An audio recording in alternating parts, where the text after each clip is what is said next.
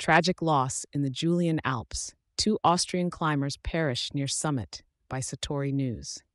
The mountaineering community faces a somber moment as two experienced Austrian climbers were discovered lifeless, suspended by their climbing ropes on the steep flanks of the Cima di Rio Freddo in Italy's majestic Julian Alps.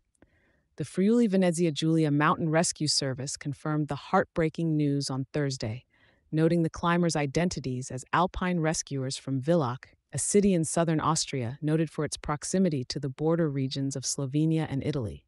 The duo had embarked on an ascent to conquer the summit of Cima di Rio Freddo, which towers at an altitude exceeding 2,500 meters, 8,200 feet. Mountaineering is inherently risky, and any number of factors can precipitate a calamity.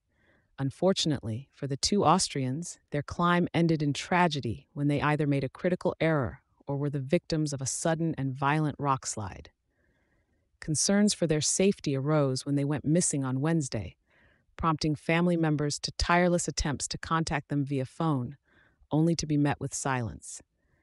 As the hours passed, the unease intensified and a search operation ensued. It was only the following morning that the grim reality unfolded as rescue teams, aided by a helicopter, located the climbers dangling perilously at approximately 2,000 meters above the ground level, still partially anchored to the mountainside. The recovery effort posed significant challenges due to the area's treacherous conditions, but ultimately, the bodies of the two mountaineers were safely transported off the inhospitable slopes.